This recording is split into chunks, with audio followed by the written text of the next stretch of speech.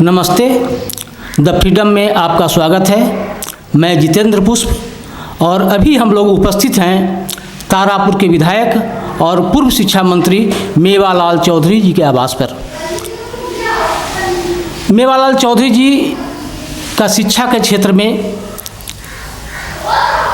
काम करने का काफ़ी लंबा अनुभव रहा है और उन्होंने शिक्षा के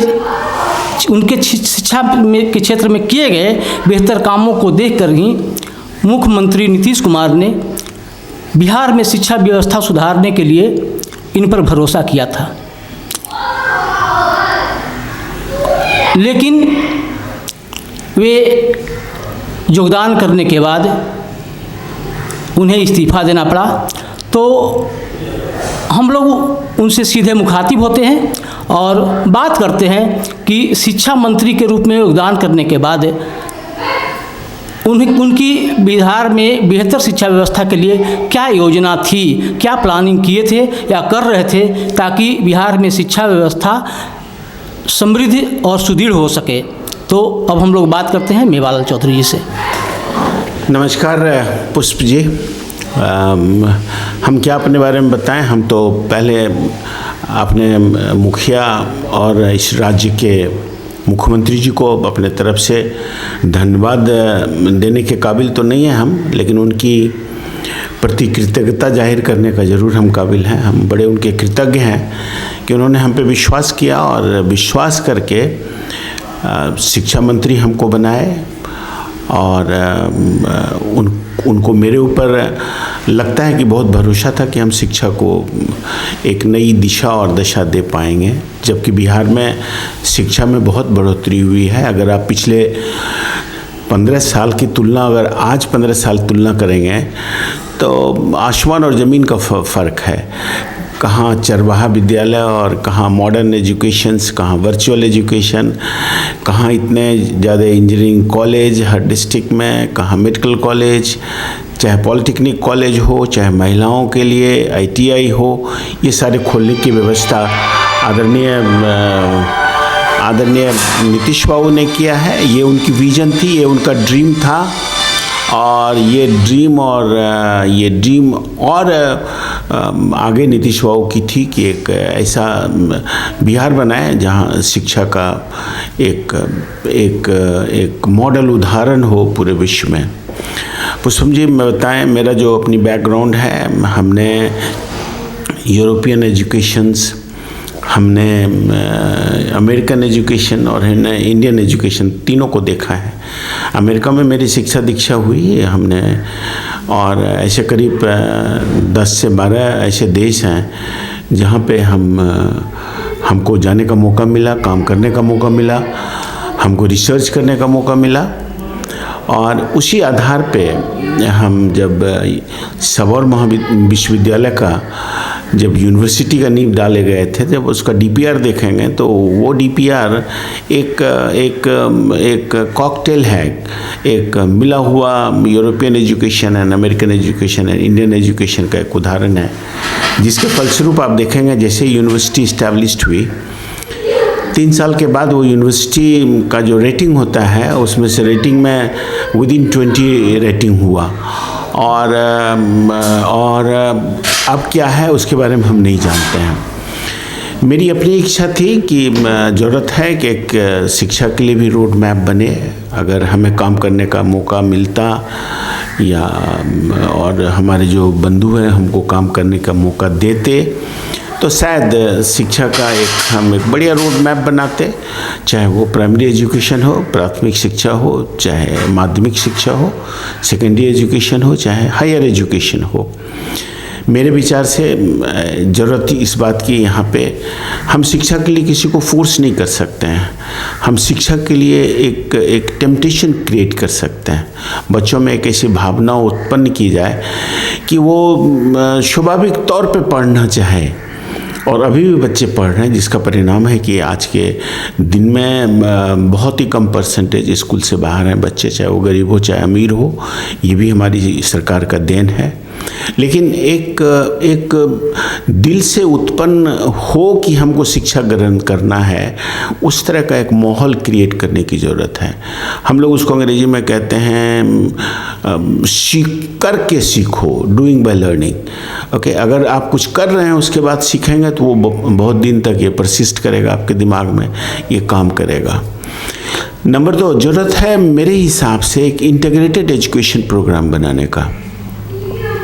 हमारा मतलब है इंटीग्रेटेड एजुकेशन का मतलब हम चाहते हैं कि एक छत के नीचे प्राइमरी एजुकेशन, सेकेंडरी एजुकेशन और हायर एजुकेशन हो, ताकि अगर अच्छे बच्चे हों, हम लोग कंटेम्पलेट करें, हम लोग ये उम्मीद करें कि जो भी अच्छे बच्चे हों वो स्कूल में पढ़ाई करें, और जिस तरह की सरकार मदद करती है, इंसेंटिव देती है सरकार, स्कॉलरशिप देती है सरकार, और एक ही जगह वो प्राथमिक विद्यालय पास करें, वो सेकेंडरी स्कूल पास करें, फिर हायर एजुकेशन करके एक अच्छा एजुकेशन लें, ताकि वो यहाँ नहीं दुनिया के हर एक कोने में अपने को क्वालिफाई कर सकें, अपनी टैलेंट को शो कर सकते हैं।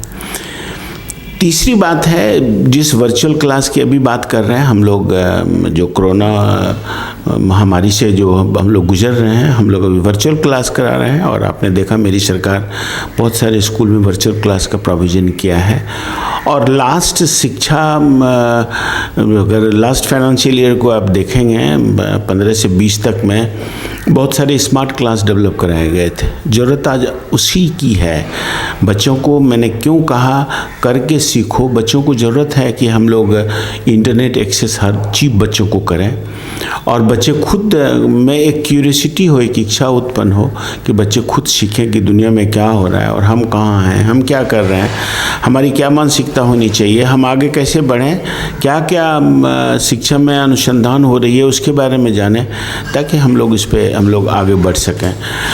दूसरा ये है कि हायर एजुकेशन बड़ा इम्पोर्टेंट रोल करता है, और उसके पहले हम स्कूल ड्रॉपलेट के बारे में बात करेंगे। स्कूल ड्रॉप आउट जितने होते हैं, स्कूल ड्रॉप आउट का मतलब होता है कि कुछ परसेंटेज वो कॉलेज नहीं जा पाते हैं, कुछ फाइनेंशियल रीजन हैं, कुछ उनके पर्सनल रीजन होते हैं। लेकिन हम एक चीज़ बता दें, जो हमारी सरकार ने एक बहुत बढ़िया डिसीजन लिया है, जिसको स्टूडेंट क्रेडिट कार्ड के माध्यम से जितने भी स्कूल ड्रॉप आउट होते थे, उस ड्रॉप आउट में आप देखेंगे पिछले 5 साल में बहुत सारे परसेंटेज कम हुआ है। और उम्मीद था कि इस स्टूडेंट क्रेडिट कार्ड को और प्रमोट करके बच्चों को एक इस तरह का मेंटल प्रिपेयर्ड कराया जाता है सेकेंडरी एजुकेशन लेवल पे, चाहे उनको एक एक्सपोजर दे करके एजुकेशनल एक्सपोजर दिया जाता। एजुकेशनल एक्सपोजर का मतलब होता है कि उनको कुछ एक्स्ट्रा क्लासेस इस तरह से किया जाए ताकि वो प्रोफेशनल में ज़्यादा इंटरेस्टेड हों। और चूँकि सरकार भी ये फैसला लिया है कि हम ज़्यादा प्रोफेशनल कोर्स स्टार्ट करें। प्रोफेशनल कोर्स का मतलब होता है कि कोई व्यवसाय ऐसे कोर्स हम पढ़ें during the resume of my degree, ताकि हम उसको पढ़ने के बाद अपना व्यवसाय घर में शुरू कर सकते हैं और उसका नॉलेज हमको स्ट्रॉन्ग हो और उसको टेक्निकली बैकअप हो जाए हमको, तो शायद हम अच्छा काम और कर सकते हैं। तो इस तरह से हमारे स्कूल ड्रॉप आउट भी कम हो जाते हैं और हम बच्चों को भी अच्छी शिक्षा दीक्षा दे सकते थे। क्योंकि बच्चों को ज़रूरी है इस बात का कि वो अपने आप में ये पहले बिल्डअप करें, अपने आप को ये मेंटली स्ट्रॉन्ग करें कि हमें करना क्या है। बच्चे अभी तक अंधेरे में रहते हैं कि बच्चे कहते हैं कि पढ़ लो, BA भी पढ़ लो, MA भी कर लो, ये कर लो, वो कर लो। No, let the boy should definitely understand कि हमको ज़िंदगी में क्या करना है, किस लाइन में हमको जानी है, मेरी मेंटल इंटरेस्ट क्या है। हम लोग आज का एजुकेशन जो है, मॉडर्न एजुकेशन, देखेंगे अमेरिका में तो वो साइकोलॉजिस्ट के पास लोग जाते हैं, वो साइको की स्टडी की जाती है। हमारी इंटरेस्ट क्या है, हमारी इंटरेस्ट मेडिकल में है, हमारी इंटरेस्ट इंजीनियरिंग में है, कि हमारी इंटरेस्ट खेल में है।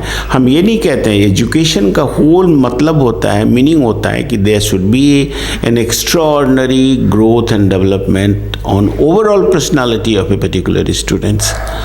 और अगर इस बात को हम लोग सोच लेते तो बच्चों को उसी तरह से एक्सपोज किया जाता है कि बच्चे मेंटली प्रिपेयर्ड हो सकता है कल के दिन हम लोग यहाँ पे खेल यूनिवर्सिटी भी खोलते, बच्चे अच्छे करते, हो सकता है बिहार का सो मेनी गवास्कर्स और सो मेनी मानकर और सो मेनी तेंदुलकर यहाँ पैदा लेते, यहाँ पे हो सकता है कल के दिन हमारे अच्छे स्पोर्ट्स यूनिवर्सिटी बनते, अच्छे स्पोर्ट्स कॉलेजेस होते। तो ज़रूरत था कि बच्चों को एक्सपोज करके बच्चों को professionalism during the study program उनके दिमाग में अगर आ जाता है तो शायद बच्चे बहुत अच्छे करते। चौथी बात ये है जो सिस्टम ऑफ एग्जामिनेशन है बहुत हम लोग बहुत अच्छा सुधार हुई है। ज़रूरत था थोड़ा रीओरिएंटेशन करने का at higher education level, university level पे एजुकेशंस। हम जानते हैं बहुत सारे प्रॉब्लम्स हैं, बट यूनिवर्सिटी के वाइस चांसलर के साथ बैठ कर के बहुत सारी बातें की जा सकती थी, उनकी समस्या को उन्हीं के द्वारा समाधान किया जा सकता था। ज़रूरत नहीं है इस बात की हम सबको परमानेंट नौकरी ही दें, आउटसोर्सिंग होती हैं, अच्छे एजुकेशनिस्ट होते हैं और वर्क फ्रेम्ड किया जाता है और वर्क को उसी तरह डिस्ट्रीब्यूट करके काम किया जा सकता है। हम आपको बताएं कि यूरोप और फॉरेन कंट्री में परमानेंट नौकरीज नाम का कोई चीज़ नहीं है। आप जॉब कॉन्ट्रैक्ट होती है, आपको पर्टिकुलर कोर्स आप कवर कीजिए, if you are very professionally strong you will pay the money accordingly. आपको जो मेरिट है, जो नॉलेज है, उस आधार पे आपकी भी टेस्ट होगी और टेस्ट होने के बाद भी आपको उस तरह से पे किया जाएगा ताकि हमारे बच्चे को अच्छे से अच्छे एक्सपोजर मिले, अच्छे से अच्छे बच्चे उसका ज्ञान ले, ये मतलब था। ये सारी बातें थी और अब हम क्या कह सकते हैं, हम अपने आप को कह सकते हैं कि हम ऐसे कमज़ोर आदमी पॉलिटिकली हम कह सकते हैं और शायद हम ऐसे जात में पैदा ले लिए हैं, कुशवाहा जाति में, पता नहीं कुछ लोग को अच्छा नहीं लगता होगा और लोग हमारे पीछे लग गए, जबकि ऐसे असेंबली में इतने सारे केसेस हैं जो इस गंगोत्री है करप्शन का, उसमें गोता लगा रहे हैं, वो भी विपक्ष के नेता बने हुए हैं। पहले तो उनको रिजाइन करना चाहिए। जो बातें इस चीज़ को हमारे बारे में उठाया, अगर अपने आप में वो झांक लेते तो शायद इस बात को उठाने में उनको शर्म आनी चाहिए। आप मंत्री, शिक्षा मंत्री के रूप में योगदान करने के कुछ घंटे बाद ही इस्तीफा दे दिए। आप इस जो पूरा जो खेल चला, आप किसके शिकार हुए? मैंने तो कहा कि ये सब एक पॉलिटिकली वेंडेटा थी और हमारे कुछ अच्छे प्रेस भाई ने भी हमको बख्शा नहीं। वो शायद नहीं चाहते थे क्या बताएं, हम ये बात नहीं कह सकते हम ही अच्छे हैं, बट शायद हम एक कर्मयोगी हैं, कर्म पे विश्वास करते हैं। दुनिया जानती थी, हमारे कुछ मीडिया भाई बंधु थे जिन्होंने क्वेश्चन ऑफ जैसे लगता है ब्लास्ट करना, उसी तरह ब्लास्ट करते रहे और अल्टीमेटली आप जानते हैं कि हमारे जो मुख्यमंत्री हैं, आदरणीय मुख्यमंत्री हैं, हिंदुस्तान का एक ऐसा मुख्यमंत्री है जिनके दामन पे कोई चीटा नहीं लगा हुआ है और हम खास करके हमारे लिए वो एक पथ प्रदर्शक हैं, हमारे लिए एक वो हैं जो हमेशा उनका आशीर्वाद मिला है। मैंने खुद सोचा कि उनके दामन के ऊपर कोई छोटा सा भी छींटा ना पड़े। हमने अपनी रिजिग्नेशन दे करके मैंने कहा, उनसे निवेदन किया कि सर हम नहीं चाहते कि आप मेरे चलते भले कुछ हो, बहुत सारे पॉलिटिशियन में क्या है उसके बारे में हम कमेंट नहीं करना चाहते चूँकि हम लोग एक पढ़े लिखे पॉलिटिशियन हैं। मैंने कहा सर हम नहीं चाहते कि कोई आपके ऊपर उंगली उठाए और आपको प्रेस फेस करना पड़े मेरे लिए, मैं खुद रिजाइन कर रहा हूँ। और इसको विपक्षी और मीडिया जो आरोप लगाई है उसमें कितना दम है? कुछ नहीं दम है। यहाँ तक कि मेरा अभी तक चार्जशीट नहीं सबमिट हुआ है। जिन पे चार्ज लगा हुआ है उनसे पूछिए, वो किसी भी दिन जेल के अंदर जाएंगे, उनके बारे में उनसे पूछिए। आदरणीय तेजस्वी जी से पूछिए, तो बड़े विपक्ष के नेता हैं, स्पष्ट कहते हैं। हम लोग किसी पे डायरेक्ट ब्लेम नहीं करना चाहते, लेकिन दुख होता है ऐसे आदमी जो हम लोग एक बैकवर्ड कम्युनिटी के आदमी हैं, हम खास करके, और हम ही को क्यों शिकार इसका बनाया गया। बहुत सारे ऐसे लोग हैं, और तेजस्वी जी खुद अपने दामन में देख लेना, वो तो गंगोत्री से लिप्त हैं। वो इस बात को कहने में उनको शर्म नहीं आई। उनको तो प्रोटेक्शन करनी चाहिए भाई, ये कोर्ट का मामला है, let the court should decide it.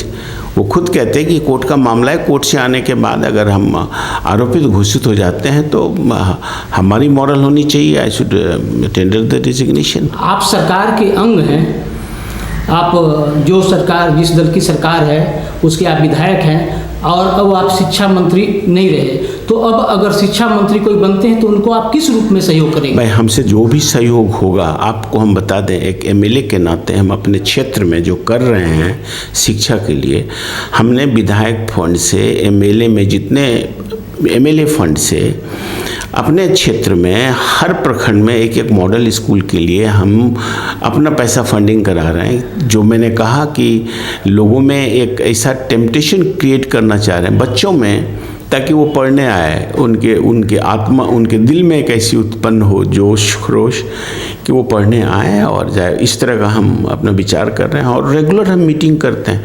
आपको विश्वास नहीं होगा पुष्पम जी, हम जाके क्लास लेते हैं बच्चों को सिखाते हैं कि क्या है दुनिया। ये जिसके बारे में आप बात कर रहे हैं कि इन्वायरमेंटल पॉल्यूशंस और क्लाइमेट चेंजेज, हमारे बच्चे को हमने ऑलरेडी बहुत सारे लेक्चर दे चुके हैं हिंदी में बेशक, और हमें अच्छा लगता है कि अगर हम कुछ कर सकें, और हमारी अगर जहाँ ज़रूरत होगी सरकार की, अगर हमारी ज़रूरत महसूस करेंगे, हमें बड़ा खुशी होगा, हमें बड़ा आनंद आएगी। क्योंकि ज्ञान बांटी जाती है, ज्ञान को संरक्षित नहीं की जाती है, मेरा अपना तजुर्बा है। और हमें लगता है कि हमारे ज्ञान से अगर किसी को फ़ायदा होता है तो I could be the most happiest man to किसी को ज्ञान देने में। I am the most happiest man. और हम अभी भी खुश हैं, और हमें कोई ग्लानि नहीं है कि हम शिक्षा मंत्री हैं या नहीं हैं। हम एक जनता दल यू के सिपाही हैं, आदरणीय नीतीश बाबू के एक सच्चे कर्मठ सिपाही हैं, कर्म में विश्वास करते हैं, हम लोग कर्मयोगी हैं। इसलिए हमारी जनता तारापुर की हमेशा आशीर्वाद देती है। हम पिछले 3 साल से जीत रहे हैं, 3 टर्म से हम जीत रहे हैं, लेकिन अभी तक किसी ने कोई दामन पे आग नहीं लगाया है। और वाइस चांसलर के पहले हम बहुत सारे अच्छे पोजीशन हेल्ड किए हैं। हम हॉर्टिकल्चर कमिश्नर थे, हम चेयरमैन कोकोनट बोर्ड थे, हम डायरेक्टर कैश्यू नट थे, बहुत सारे हम पोजीशन होल्ड किए। हमारा इस तरह का कोई करियर नहीं था, बट अब हम यहाँ का क्या कह सकते हैं कि जब राजनीतिक और ख़ास करके जो बैकवर्ड क्लास के लोग को होते हैं उनको कभी आगे बढ़ने नहीं दिया जाता है, और हम भी उसी के ग्रसित हैं, चाहे मीडिया बंधु हों चाहे कोई भी हो।